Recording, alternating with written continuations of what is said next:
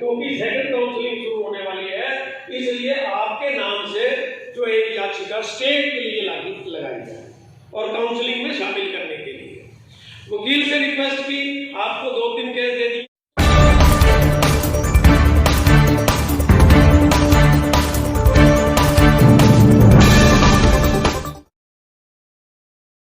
वर्ग के साथ चाहे कांग्रेस की सरकार रही, बीच के अंदर अटल बिहारी वाजपेयी जी भी आए, अन्य घटक दलों की भी सरकारें आई, हरियाणा के अंदर भी सत्ता परिवर्तन हुआ, लेकिन पिछड़ा वर्ग का 27% आरक्षण 1990 में वीपी मंडल जी की अध्यक्षता में दिया गया था। उस समय जिस प्रकार से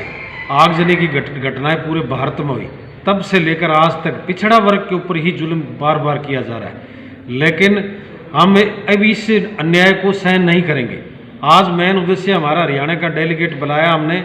इसको लेकर के हमारे मेन मुद्दा हमारा क्रीमी लेयर है, लेकिन इसके साथ साथ आज देश के अंदर पशु पक्षियों की गिनती हो रही है,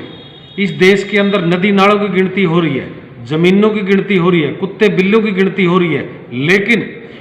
जब से देश आज़ाद हुआ, अंग्रेजों के समय इस देश के अंदर पिछड़ा वर्ग की देश की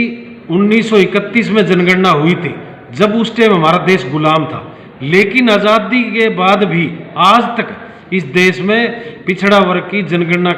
कराने से सरकार अब भी भाग रही है। पीछे लोकसभा सत्र चला, माननीय प्रधानमंत्री नरेंद्र मोदी जी ने स्पष्ट कह दिया कि पिछड़ा वर्ग की हम जनगणना किसी हालत में नहीं कराएंगे। हम मीडिया के माध्यम से ये चेताना चाहते हैं कि अगर इस देश के अंदर लोकतांत्रिक व्यवस्था और संविधान के अंदर अगर देश को चलाना है, तो इस देश के अंदर सभी जातियों की हमारी ये मांग है मीडिया के माध्यम से, इस देश के अंदर जो भी जाति इस देश में रह रही है, हम सभी की जनगणनाएं कराना चाहते हैं। दूसरा, जो ये देश के अंदर जिस प्रकार से समाज सरकारी संस्थाएं जो बेच रही है, हम इसका मीडिया के माध्यम से पूर्ण रूप से विरोध करते हैं, क्योंकि सरकार पूर्ण रूप से दलित और पिछड़ा वर्ग के आरक्षण के ऊपर लगातार कैंची चला रही है और आरक्षण को खत्म करने की मनसा है। हम मनसा को पूर्ण नहीं होने देंगे। जन जागरण अभियान, हम इस रथ यात्रा के पिछड़ा वर्ग कल्याण महासभा आज हम यह फैसला लेंगे और यहाँ से हम विचार विमर्श करके गांव-गांव जाएंगे और जो सरकार ने पिछड़ा वर्ग और दलित लोगों पर जो जुल्म किया है, हम तथ्यों के साथ लोगों को जागरूक करेंगे और जब तक 27% आरक्षण और सरकारी संस्थाएं दोबारा से बहाल नहीं होती, तब तक हम इस लड़ाई को जारी रखेंगे। और आने वाले समय में पिछड़ा वर्ग ने सबसे ज़्यादा वोट बीजेपी को, कांग्रेस पार्टी से तंग आकर दिया था कि हमारे को शायद ये पार्टी न्याय देगी, लेकिन इस पार्टी ने भी हमारे साथ बहुत गहरा जुल्म किया है। हमारे बच्चों की नौकरियां तक सारी खा गए और हमारे साथ आज भी लगातार हमारे बच्चों की नौकरियां खाई जा रही है। पूर्ण डट के हम इस मीडिया के माध्यम से हम चेताना चाहते हैं सरकार को, या तो हमारी मांगे हैं उनको जल्दी से जल्दी संज्ञान ले, नहीं अदरवाइज हम आने वाले समय में जो भी एमएलए गांव में जाएगा उससे हम सवाल जवाब करेंगे। यही आज मीटिंग का मेन उद्देश्य है। अपना नाम बताइए। हाँ जी, अपना नाम बताइए, परिचय दीजिए। मैं प्रोफेसर आर.सी. लिम्बा, प्रदेश अध्यक्ष पिछड़ा वर्ग कल्याण महासभा हरियाणा। बताएंगे, आज पिछड़ा वर्ग कल्याण महासभा हरियाणा का सम्मेलन था जी, क्या विशेष बातें रही? आज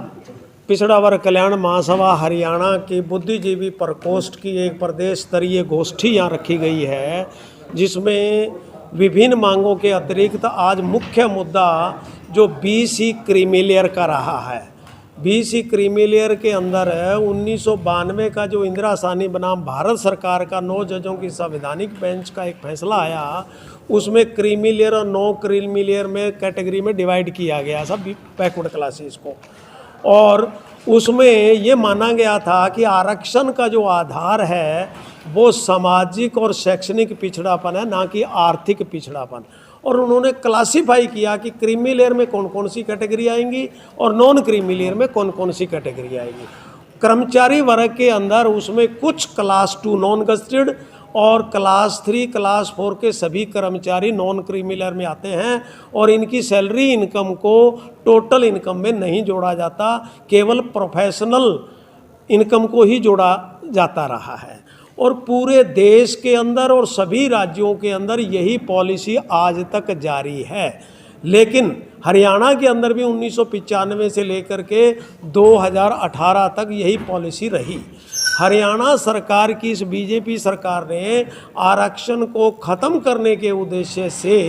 2016 के अंदर एक नोटिफिकेशन लेके आई और 2 साल तक उसको दबा के रखा ताकि लोगों में कोई असंतोष ना फैले, और जून 2018 के अंदर उसको अचानक से लागू कर दिया, जिसके विरोध के अंदर लोग हाई कोर्ट के अंदर गए। हाई कोर्ट ने उस 2016 की नोटिफिकेशन को सेट असाइड कर दिया और नए एग्जिस्टिंग पॉलिसी के आधार पर जो है एडमिशन देने का सरकार को आदेश दिया। सरकार उस आदेश के खिलाफ सुप्रीम कोर्ट में गई, लेकिन सुप्रीम कोर्ट में कोई स्टे नहीं मिला और एक नया नोटिफिकेशन घुमा फिरा के 28 अगस्त 2018 को जारी कर दिया, जिसमें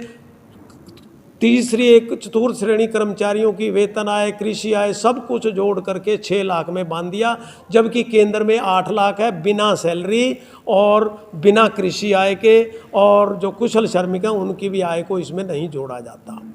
महासभा ने सुप्रीम कोर्ट में जनहित याचिका लगा करके इस लड़ाई को लड़ा और 3.5 साल की लंबी लड़ाई के बाद 24 अगस्त 2021 को सुप्रीम कोर्ट